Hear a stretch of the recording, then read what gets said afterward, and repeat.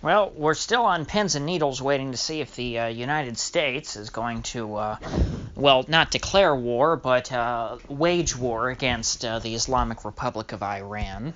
Because the U.S. never really declares war anymore. They haven't done that since 1941 or 42. It was right around there after Pearl Harbor that declared war on Germany and Japan. But the United States certainly does engage in war in many countries and across the planet, and so it's certainly not out of the question since they have labeled Iran the perpetrators of an attack that did significant damage to a Saudi Aramco oil facility. Of course, the details regarding the extent of that damage is still being debated quite widely. It seems that there's some kind of an information war going on now inside Saudi Arabia. Different factions are trying to say that the damage is worse or not so bad. Initially, after the attacks, we heard that the repairs could take many months to get the plant back up and running, and getting Saudi Arabia as a country back to its full productive capacity. But then we heard another report after that soon calmed the oil markets. I think it was on like Tuesday, and the attack was over the weekend. This report came out and said, "Oh no, we've just got a couple of weeks downtime, and then everything will be back to normal." And that story seemed to hold for a few days until this past Sunday when the Wall Street Journal put out a story that apparently they had a bunch of sources within Saudi Aramco, and apparently the people in the company don't actually feel that they're going to be able to get this plant back up and running soon. And it was actually the Saudi Minister of Energy that came out and said that, oh no, this isn't such a big deal. We'll have this fixed in no time. And they were quite stunned because they consider this to be a very serious setback for their operation. And there were apparently quite a few board members of Saudi Aramco who were quite upset with the Minister of Energy, setting expectations in that way because it was so detached from reality in their opinion.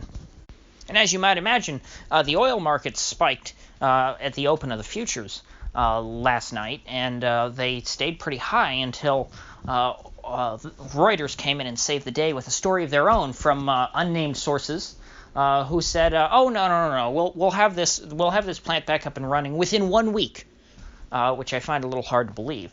So very clearly, the Reuters story was a response to and sort of damage control for the Wall Street Journal article.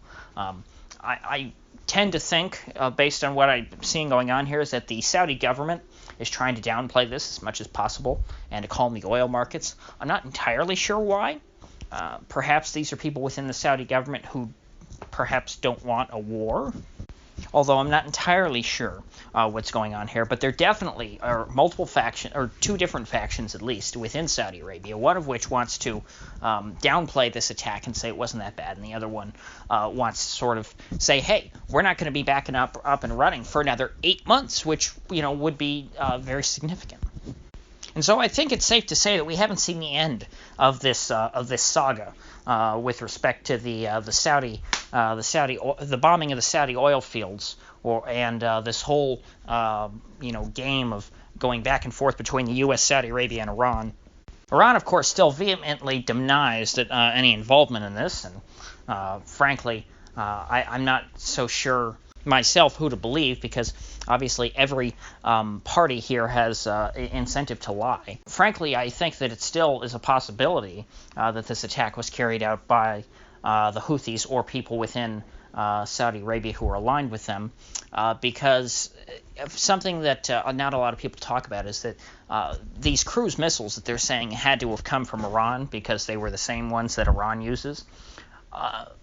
They are very similar to the cruise missiles, from what I understand, that were purchased by the old Yemeni government from before the Civil War. I believe that Iran and Yemen both purchased missiles from North Korea, and Iran did some modifications to theirs, so you can tell the Iranian one's somewhat different. But in the past, the U.S. and the Saudis have lied and claimed that North Korean-made missiles that were not, modified by Iran were Iranian missiles because they were the same North Korean missiles.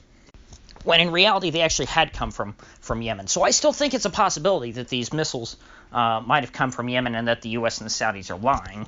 But then again, I think that it's that the fact that Trump certainly and Pompeo have no real reason to where for them to want to go to war, that perhaps the fact that they are coming out and saying this says that it is true, because it's somewhat reluctant for them. I don't think that they have an incentive to lie and try to blame Iran, because I don't think that Trump or Pompeo have anything to gain from a war with Iran.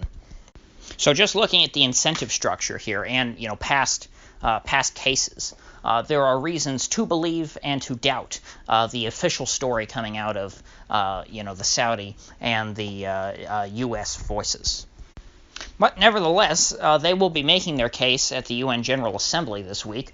They will be trying to rally support to their side and get other countries to condemn Iran and to say that they're confident that Iran was doing all sorts of bad things and that they want to destabilize the region and all sorts of other nonsense.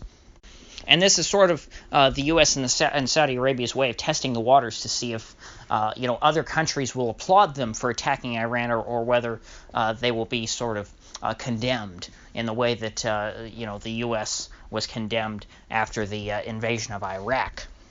I think that both the Saudis and the Americans want popular support if they're going to go to war, and they really don't have much interest in going to war if they're also going to be, get a bunch of crap and hate from other countries. So depending on how they're received this week, I think will significantly determine whether or not there is a war. Now, the United Kingdom already is coming out in favor of an Iran war, and they said that they are. Boris Johnson himself, I believe, came out and said he's pretty confident that this attack was carried out by Iran, from Iran, and that there very well may be a war between the U.S. and Iran, and that the UK would be involved. So it looks to me like Boris Johnson is backing up Donald Trump in much the same way that Tony Blair backed up George W. Bush.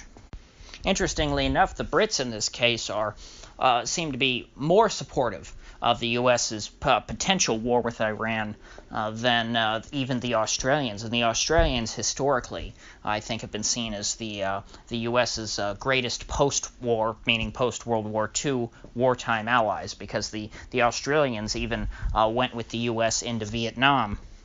Now, also something I'm watching for this week is a potential unofficial meeting between the Americans and the Iranians, because Zarif, the foreign minister of Iran, has said in multiple interviews now that President Rouhani of Iran is open to talking to the Americans and trying to negotiate not only a de-escalation of the current situation, but even a permanent long-term nuclear agreement. A prospect which I'm sure sounds quite enticing to Donald Trump, considering that Trump considers himself to be the great deal maker and that he wants to make the best deals and the deals that will last forever.